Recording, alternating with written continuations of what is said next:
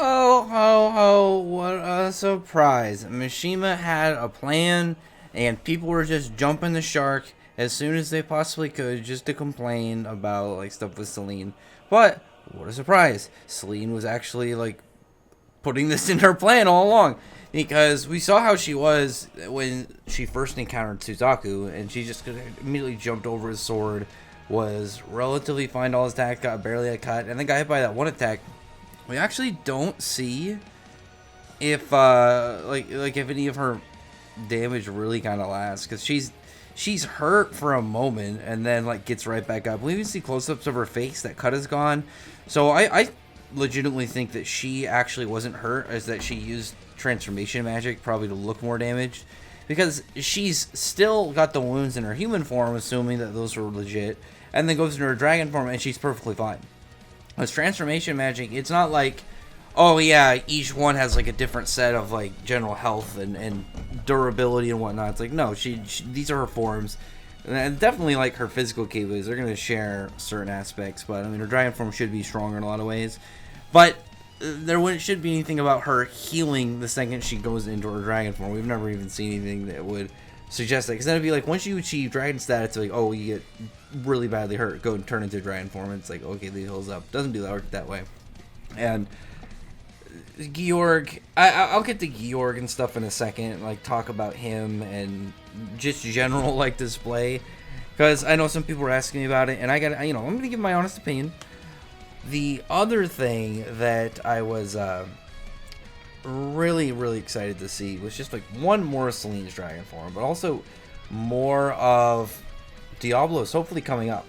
I would really hope that we get a good amount more of Diablos. But as I've been saying, usually between the arcs there's like a little transition period where we have like a couple of chapters that aren't like the main plot, but it's just like something that kind of distracts them along the way, kind of pretty much a side quest. Like when they were going from Elmina to Drasil, they ended up stopping the one town and met like the fairy nail guys and everything. And then between Drasil into going into the whole I guess Elentier arc, you have a couple fun ones of them just kind of hanging out, partying up, and then slowly but surely the stuff with Ferris started to kind of take off, and we ended up getting over to Elentier and whatnot. Well, Edelus, then Elentier, and then we had to do 2 chapters of Edelus content of seeing like what they're doing in Edelus. But during this, we do get, like I said, we get some transitionary period kind of information, because the first part of the chapter wasn't too crazy. But the first part is, okay, the guild members are back, like the main cast members. They had Loki go and inform everybody long beforehand about what happened, and like saying they're okay, and they seem pretty cool. They're like, oh yeah, you guys are good, you come back, wow, how's it going? And Natsu is just making himself at home, because like he barges in like it's like their guild and not just some random tavern that they seem to have like rented out or something. It's like temporary lodging or whatever they're doing. Either way, the stuff we got in this chapter was super hype. All around super hype. Like the first part, was just them kind of talking. We had moments between Juvia and Gray. I was obviously seeing like Gray slowly but surely getting more open for Juvia, more attached. Like, you can go look at like the first time that she ever really tried to get all touchy with him. He would freak out and like try and get her way. And now he seems way more cool about it. He knows that Juvia's a quality lady and knows that she cares of him. So that's a big W for him. I mean, don't you have Natsu like messing around trying to talk to Levi, like saying, "Oh, did you lay your egg yet?" And Gotcha doesn't think kind of that. He's just like, "Hey, stop bugging my girl. Get out of here. Go do something else." Whereas Natsu just immediately tries to like bait him into a fight. Gajil's saying no, and then Natsu just keeps doing it until they end up fighting anyway. And that happens. Like that's a rivalry right there. But I like Natsu just doing everything he can to rile Gajil up and to pretty much force him to be like, "All right, yeah, you're gonna be good. Come fight me, buddy."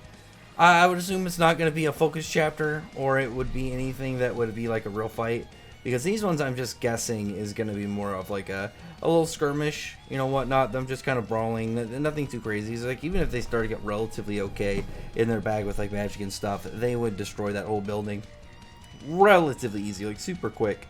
After that, there's just them talking about like what was going on in Elentier. They're asking about, Panther's asking like, oh, what happened to Ferris and Toka? They explain they stayed in the other world. And now Happy didn't get his, he's not gonna get his harem until she comes back. He's in the mud right now. You can get a part where Lily's like, oh, I thought he was gonna stay and become Laxus's exceed. Like, it's like, no, I know. Freed trying his hardest to be like trying to like swoop in on there and be like, hey, you know, I can fulfill that role. But fortunately for Freed, he's gonna have to eventually find himself a dude more into his more in his taste than Laxus, because Laxus is definitely a lady man kind of getting guy. He's got lots of fangirls. We definitely saw that in the Fairy Girl, or not Fairy Girl spin-off, but the Thunder Legion one with, you know, starring Laxus and Thunder Legion, because those girls were all just waiting to drool over him from afar. But after the point, we do get some really good stuff going on with Jellal. I've really liked what Mishima has done with Jallal's character. I would love to get a good fight with him. Like, we had the stuff with Doom, but it was mostly, it really was mostly just in direction of like where his character and stuff was gonna go. I wanted like a good 1v1 fight for Jellal. I like 2 chapters, maybe 3 of him just doing everything he can, throwing spells around, flying, doing damage. I think that would be super sick and would be fantastic. But you have them kind of just talking, Urza and Jellal. They're off just going to do their thing, like on a pretty much a date. I don't know if they would have called it that from the start. Probably just getting lunch or something. But while they're kind of talking, and Jallal's like, oh, you know, I'm pretty much good now with this job, and Urza's explaining stuff like the actual White Wizard is somewhere out there, and he's just like, yeah, that's something that can happen on a different day. Not today. Yeah, you know, as long as there's darkness out there, I'm going after it. As long as the bad guys are out there, I'm gonna come step on their necks, kind of thing. We even got a part when he was mentioning that and saying, like, it doesn't matter how much he's pardoned or other people say they forgive him, he's not going to stop until he gets what he wants. And what he wants is pretty much just fighting bad guys and until the end of times. I'm guessing Urza's going to be able to rope him in, though. She's going to be able to put, you know, put him in a good spot so where he's not just very seemingly depressed all the time. Because even if he's got, like, a happy look on his face, that whole mindset is pretty, like it's just generally pretty saddening to see him talk like that. Okay, whatever. Jellal, though, will be he'll be good. I'm a big fan of Jellal, so I know that he'll survive. Mishima obviously really likes Jellal, but Urza asking him to join the guild, him and Merity, is really cool. And she slides the hand on there. I feel like if I was Jellal, I'd be like, yeah, sure, I'll join the guild, all right, and then just figure out a place to go with that that nice lady. Jellal needs to do his thing, but the fact that he might join the guild makes me so happy, because he's been like a contender for like a long time. We even have Mavis during the Grand Magic Games mentioned that he possessed a similar kind of like nature kind of magic to him, like the general kind of aura around him, to members of the Fairy Tail Guild. He had the same heart and stuff. He's somebody that could easily fit in to the guild, no problem whatsoever. But Urza doing her thing, luring him in. I don't know if he's gonna be able to get away from this proposition, considering Urza just offered it to him, you know, by hand, not like she just sent him a message. Now, to the big meat of the chapter. So, I read the chapter this morning when it came out. I'm recording this right now. It was about 11 hours ago, and I'm reading the most of the chapter. Like, I'm seeing all this stuff with like the main cast going back into that bar, and I was like, okay, cool, that looks pretty good. They're just kind of battling. Might just be slice of life, kind of like transition chapters like I was expecting. And then we get the stuff with Urza and Jellal, and I was like, oh, this is still cool. I obviously like this. I like their ship. I like their characters, and I'm happy to see that they're moving forward and progressing.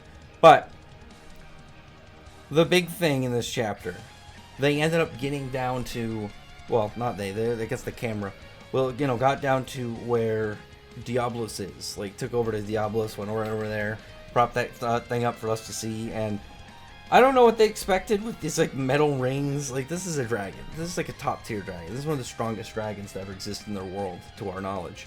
Why would you possibly put like weak ass chains on? Why didn't you like cut? Like, I would have probably cut off her limbs or something, like, if you had her captive or something like in this situation. But Georg had a really cool line when he was like saying he was gonna, like, once he eats her, the ability to cross dimensions is gonna be all his. I'm like, that's pretty badass, just the way that he said it, and like his whole aspirations and goals to pretty much stockpile all these powers. I am a little bit bummed out by his loss, because like I do like his design. I think he's really cool. I like his general design with like the, you know, the big badass fur cloak. He's got those like nice gemmed gauntlets.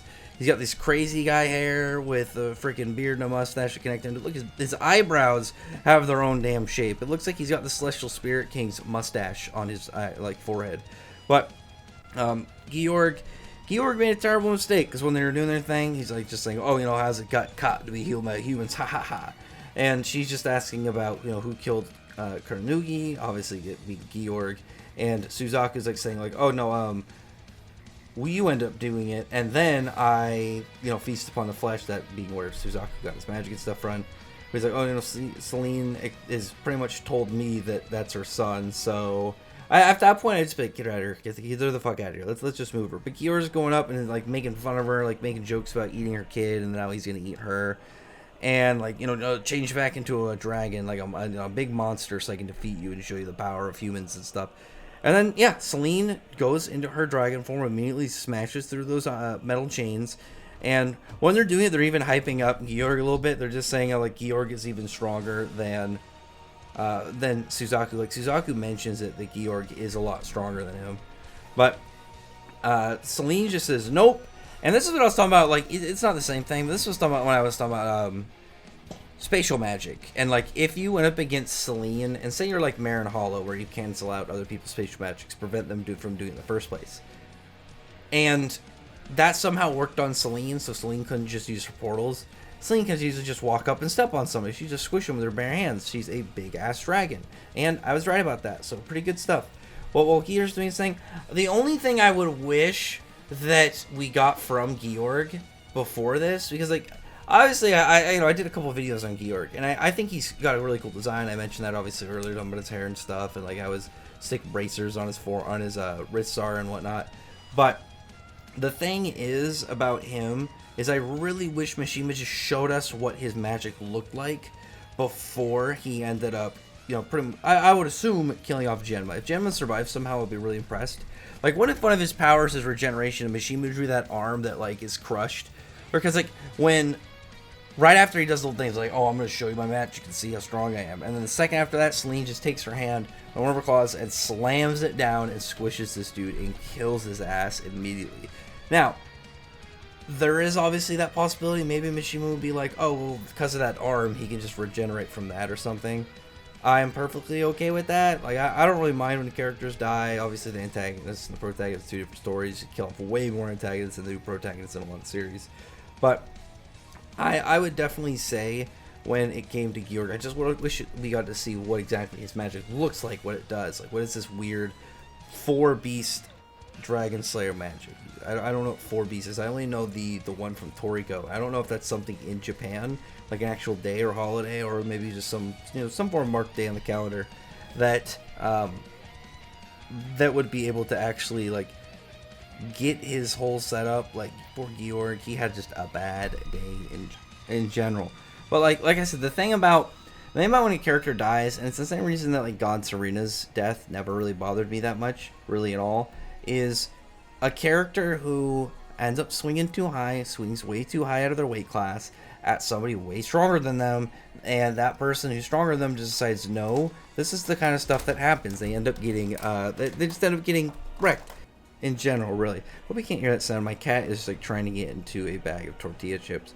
But the stuff with Georg, I'll admit that I was upset that Georg ended up going down, and we never really got to see him fight. The dude spent a majority of his time in the series, like overall, the whole series, sitting in a chair. I mean, like I said, when you have a character like that, and it's just like direct headshot of like, yeah, you're fucked if you mess with this person any further or piss him off. That's how it was with Acnologia. Like, you just don't bother, don't get in his way, let him do his thing, comply, and hope he doesn't murder you. So, like Celine potentially, like I said, the theory that's been going around is like Celine taking over the Diablos Guild would be so cool. Like, imagine her as the boss. My only question would be like, are the Diablos members still going to go out after the other dragon gods if Celine is in charge? Like, who's going to tell them to? Who's going to make the order? I don't know. Oh, and another thing, like, I really want to know exactly if that 4 beasts dragon magic is going to be relevant in any way. But the thing is, like I said, if it's not something that's going to be like way bigger, I don't really know if we're doing it. Like, if Mishima ends up doing something with the 4 beasts, maybe Georg. I don't know why I almost said someone else.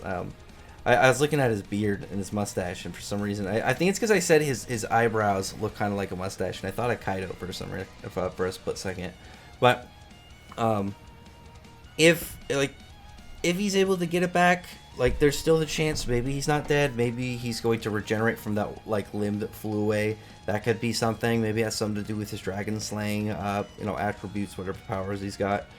But as it is right now, I've said it before, and I'll keep saying it. I'm much more for what makes sense for the series and what the author has laid out than my own personal fan opinions and takes. Because like they're the ones that made those successful and like gave like really good moments for it. But it's like if they gotta do something a certain way, whatever, or if they want to do it a certain different way, that's fine. But yeah, it was a good chapter. Like once you got past the first chunk with like Juvie and all them, it actually reads pretty quickly because you just have was it like 3 pages with not a lot of dialogue with Urza and Jellal, and then you get back to the stuff in Diablos, and that to me is like the most hype part about this. I can't wait to see what exactly she does. She's unleashed now. She looks pissed. She's probably gonna figure out who else ate her kids and then go after them as well, or at least they got Georg, if Georg's the one that ended up like issuing them all to die, like pretty much taking these guys to him. So I would imagine if that was the case, he would have probably found some dragons at some point. He's not just going out and like, oh, hey, look, a dragon. It only took us, an 80-week hike or something up across a mountain range or something ridiculous. Either way, like I said, pretty good chapter. I really like this stuff, like the general lore and just the world building kind of bits. Sending out obviously more what's going on in the world. We see a little bit more Drasil. There has been a good amount of stuff all within 100 Years Quest, and I can't wait to see if there's going to be a bunch more. Like we're only 20 weeks, 20 weeks away from chapter 100 Years Quest, and then we're going to pretty much be on standby, wait and see what Mishima has planned.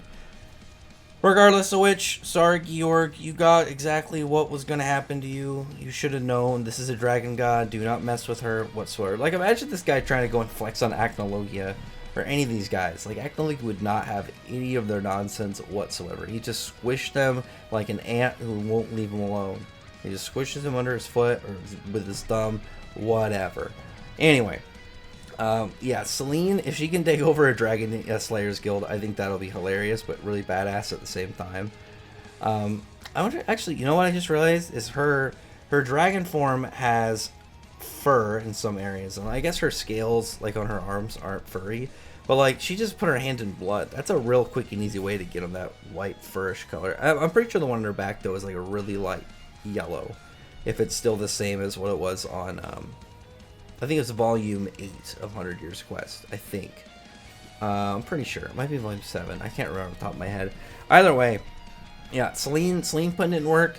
Everybody that was slandering her needs to apologize to this amazing character and see what exactly Mishima's got left in store and see where this is going. Because now, the only reason I can see the Diablos Guild getting in their way and causing problems while they're doing their jobs and whatnot is if it's like tied to another mission that that their new boss kind of laid out, pretty much.